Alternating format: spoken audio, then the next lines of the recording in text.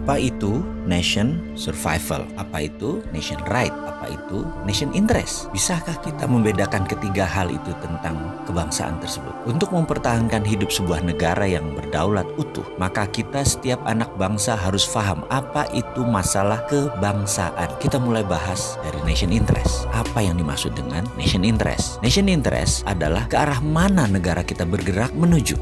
Sebentar, kita ini jangan-jangan ditanya nation itu apa, state itu apa, atau dalam bahasa Indonesia bangsa itu apa, negara itu apa, nggak ngerti ngebedainnya. Betul ya? Masih bingung? Kita bahas lebih dalam. Bangsa Indonesia itu jadi lebih dulu dari negara Indonesia. Bangsa Indonesia itu jadi terlebih dahulu ketika Sumpah Pemuda tahun 1928 dengan mengatakan berbangsa satu, bangsa Indonesia. Maka sejak saat itu jadilah bangsa Indonesia. Sementara negaranya, negara Indonesia baru jadi setelah 17 Agustus 1945.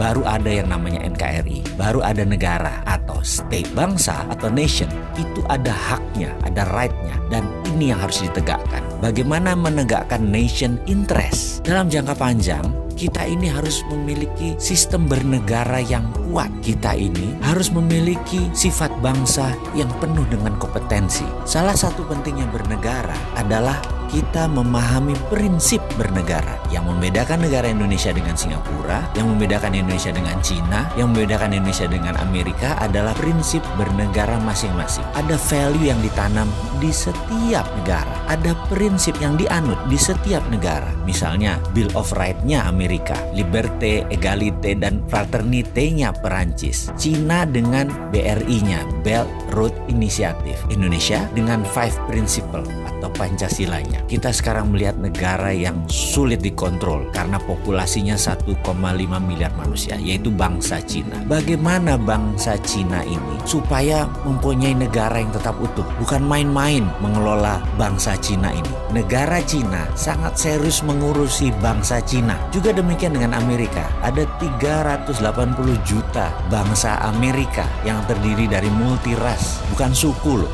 ras dan etnik. Ada 100 kali. Amerika adalah negara imigran. Indonesia rasnya sedikit. Ada Melanesia, Polinesia, dan Melayu. Jadi suku bangsanya kita banyak. Dan yang unik adalah 89% beragama Muslim. Sehingga Indonesia bisa dikatakan dengan 267 juta jiwa, 89%-nya adalah Muslim. Indonesia adalah negara Muslim terbesar di dunia. Jadi bagaimana membuat negara kita ini utuh terus sampai akhir zaman? Saya teringat sebuah sesi dikala saya masih aktif di sebuah lembaga negara urusan pertahanan. Kami diperlihatkan, ditontonkan film dokumenter yang sangat menarik. Film ini adalah bagaimana Cina membangun doktrin bernegara masuk ke bawah sadar anak-anak bangsa Cina. Diperlihatkan melalui kamera CCTV di video tersebut di sebuah tempat penitipan anak. Karena kala itu banyak sekali suami istri yang bekerja di Cina dan anak semata wayangnya dititipkan di tempat penitipan anak milik negara. Anak itu usianya berkisar 3-5 tahunan. Ketika mereka sehabis makan siang, mereka pun tidur siang secara bersama-sama. Kira-kira jam